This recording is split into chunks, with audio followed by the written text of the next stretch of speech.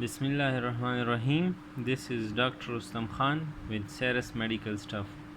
आज के लेक्चर में हम जो है ना फ़ीमेल इनफर्टिलिटी के बारे में कुछ बातें करेंगे। इससे पहले लेक्चर में हमने मेल इनफर्टिलिटी के बारे में बताया था। आज फ़ीमेल इनफर्टिलिटी के बारे में पढ़ते हैं कि फ़ीमेल इनफर्टिलिटी में है क्या। फ़ीमेल इनफर्टिलिटी कि फ़ीमेल इनफर्टिलिटी में है क्या। ठीक है, आज के इस लेक्चर में हम पढ़ेंगे।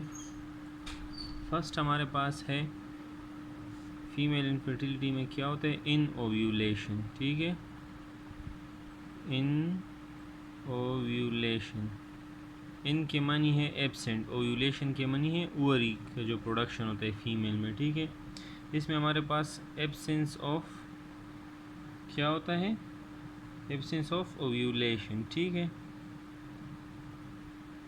Due to inadequate secretion of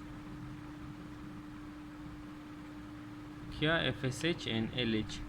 normally हमारी बॉडी में इस तरह होता है कि जब FSH नॉर्मली FSH और एंड LH का अमाउंट जब ज़्यादा हो जाता है तो एक हार्मोन है हमारे पास जिसको हम एस्ट्रोजन कहते हैं। ठीक है, एस्ट्रोजन सिक्रीट होता है, पिट्यूटरी ग्लैंड को इनहिबिट करता है कि फर्दर FSH और LH को प्रोड्यूस ना करे। ठीक है, तो ये कौन सा मैकेनिज़्म है, इसको हम नेगेटिव फीडबैक मैकेनिज़्म कहते हैं। ठीक है, एक ड्रग है हमारे पास, इस इन ओव्यूलेशन के ट्रीटमेंट में हम उस ड्रग को यूज़ करते हैं फीमेल में, क्लोमिफेन सिट्रेट। ठीक है, ये क्या करता है कि इस नेगेटिव फीडबैक मैकेनिज़्म को ये सप्रेस करता है। ठीक है, और एस्ट्रोजन की जगह पर जाके पिट्यूटरी ग्लैंड के साथ अटैच हो जाता है। ठीक है, तो इसकी वजह से क्या होता है, पिट्यूटरी ग्लैंड को ये पता चलता है कि FSH और LH बॉडी में कम है, क्योंकि एस्ट्रोजन तो अटैच नहीं हो सकता ना, तो इस वजह से हमारे पास FSH और LH ज़्यादा सिक्रीट होता है और उसके नतीजे में हमारे पास ओव्यूलेशन होता है। ठीक है, तो ये इन ओव्यूलेशन का एक किस्म का ट्रीटमेंट भी है। ठीक है, इसके बाद हमारे पास आते हैं कुछ फीमेल में जो है ना प्रीमेच्योर ओवेरियन फेलियर होता है। क्या, प्रीमेच्योर ओवेरियन फेलियर होता है। ठीक है, जैसा कि नाम से ज़ाहिर है, प्रीमेच्योर मीन वक्त से पहले। इसमें फ़ीमेल इस तरह होता है ना कि 40 साल या 50 साल की उम्र में जो है ना नॉर्मली फ़ीमेल में क्या हो जाता है, ओवेरियन फेलियर, मतलब ओव्यूलेशन नहीं होती, ओवा प्रोड्यूस नहीं होता। ठीक है, पर इस कंडीशन में इस तरह होता है कि 40 साल से पहले ओव्यूलेशन क्या हो जाता है, बंद हो जाता है। ठीक है, स्टॉप हो जाता है, तो इसलिए हम इसको प्रीमेच्योर ओव्यूलेशन कहते हैं।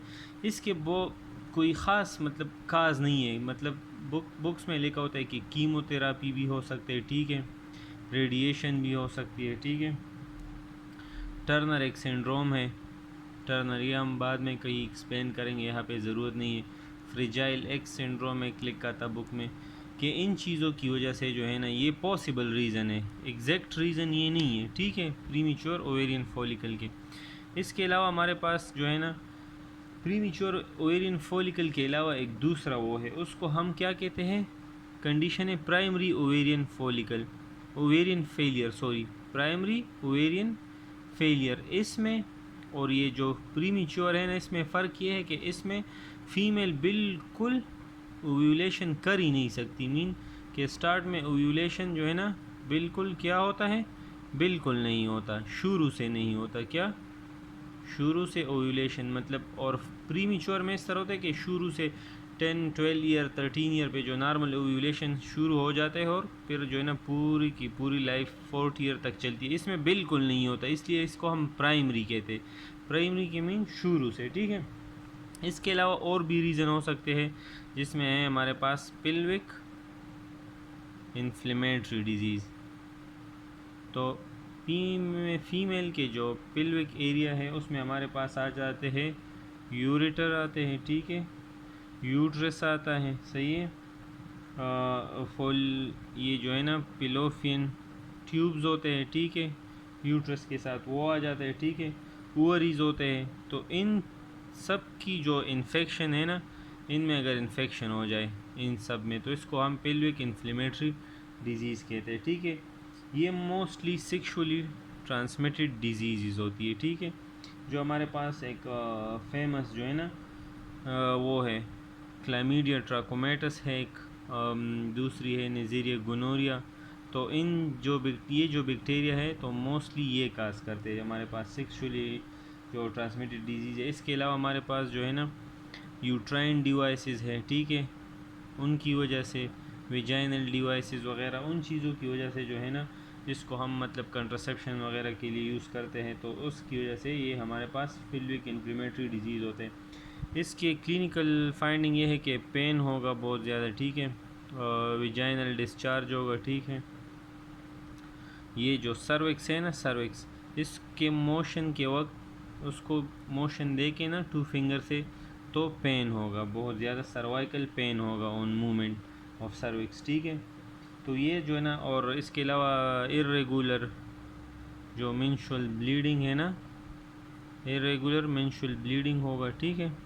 तो ये सब इसके काजेज़ है, सही है, काजेज़ नहीं सॉरी क्लिनिकल फीचर है।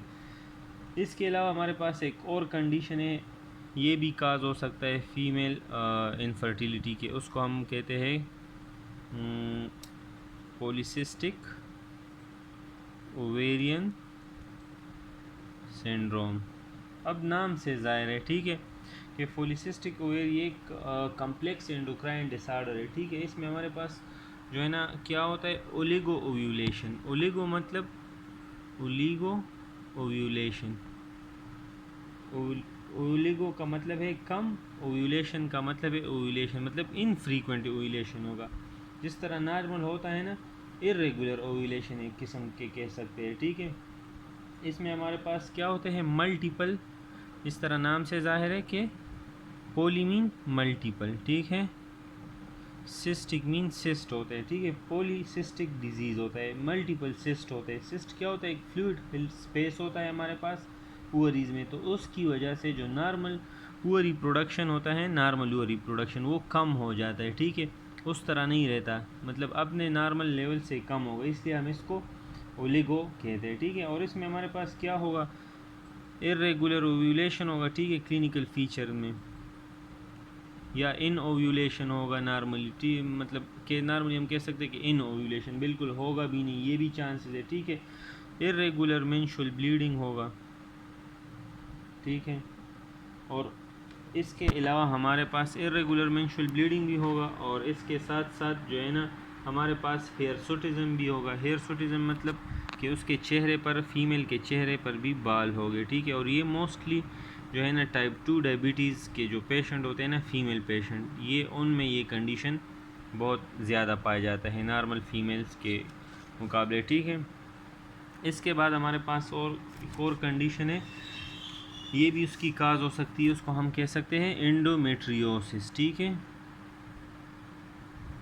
नॉर्मली हमारे पास जो फीमेल में एंडोमेट्रियम होता है ना, एंडोमेट्रियम, जहाँ पे हमारे पास साइक्लिक चेंजेस आते हैं मंथली, ठीक है, ब्लीडिंग होता है वगैरह, तो ये एंडोमेट्रियल टिश्यू सिर्फ यूट्रस के एंटीरियर लेयर, इनर लेयर में होते हैं, ठीक है।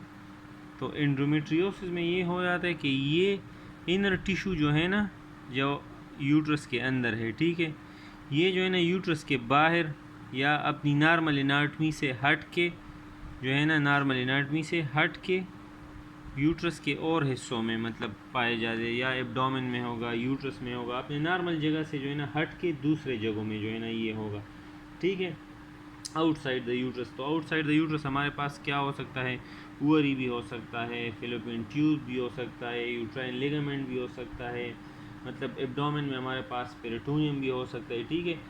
ये एक्टोपिक टिश्यू क्या कहते हैं, इसको हम एक्टोपिक टिश्यूज़ बोलते हैं। फिर एक्टोपिक मीन वो टिश्यू, एक्टोपिक टिश्यू जो अपनी नॉर्मल जगह पे नहीं होते, कोई भी टिश्यू जो अपनी नॉर्मल जगह पे नहीं होता, तो हम उसको एक्टोपिक कहते हैं, ठीक है, एक्टोपिक, सही है। तो ये जब हार्मोनल मतलब मेंस्ट्रुअल साइकिल स्टार्ट होता है तो साइक्लिक चेंजेस आता है, ठीक है, वो ब्लीडिंग होता है, तो उसके साथ साथ इसमें भी जो है ना ब्लीडिंग के ये जहाँ जहाँ पर ये एक्टोपिक टिश्यूज़ होते हैं ना, तो इसमें भी साइक्लिक हार्मोनल चेंजेस होते हैं, ठीक है ना। जिस तरह नॉर्मल मेंस्ट्रुअल साइकिल में जो है ना साइक्लिकल चेंजेस आते हैं हार्मोन में, तो इन्हीं टिश्यू में जिधर जिधर ये होते हैं ना तो वहाँ पर भी वही चेंजेस आते हैं, जिस तरह एंडोमेट्रियम। इसके जो है ना नॉर्मल क्लिनिकल फाइंडिंग जो है ना, सबसे जो है ना इम्पोर्टेंट फाइंड जो है ना इनफर्टिलिटी है, ठीक है। इसी तरह के फीमेल में इनफर्टिलिटी बहुत ज़्यादा होगी, डिस्मिनोरिया है, ठीक है, और पेन ड्यूरिंग सेक्सुअल इंटरकोर्स, ठीक है, पेन होगा बहुत ज़्यादा नॉर्मल उससे हट के, ठीक है। और एक throbbing pain in leg. Throbbing pain का मतलब है कि उसके लेग्स में, पाँव में जो है ना पल्सेटाइल पेन होगा, पल्स की तरह, इस तरह पल्सेटिंग पेन होगा, ठीक है। और इस पेशेंट को डिसयूरिया भी होगा, मतलब इसके जो पेशाब है जिसमें डिसयूरिया, मतलब इसके पेशाब का जो फ्लो है वो भी सही नहीं होगा, ठीक है। इसके अलावा ये जो हमारे पास मेंस्ट्रुअल चेंजेस आते हैं ना, वो भी अपने टाइम पे नहीं होंगे। मेंस्ट्रुअल साइकिल ये भी जो है ना इर्रेगुलर होगा। और जो चेंजेस हमारे पास नॉर्मल टिश्यू में आते हैं ना एंडोमेट्रियम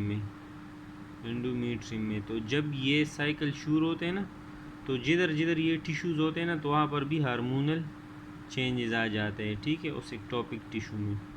तो ये सारे जो है ना कुछ काजेज़ है, मतलब मैंने आपको समझा दिया ओवरऑल के इन्हीं की वजह से जो है ना हमारे पास फीमेल में जो है ना इनफर्टिलिटी हो सकती है। मैं नेक्स्ट लेक्चर इसके बाद फर्टिलाइजेशन वगैरह और चीज़ों पे, मेडिसिन में जो लेक्चर आपको चाहिए आप मुझे कमेंट में कह सकते हैं, और इसमें इम्प्रूवमेंट के बारे में भी मुझे जो है ना अपनी कीमती राय से आगाह कर सकते हैं। तो आप लोग की बहुत बड़ी मेहरबानी होगी। Thank you.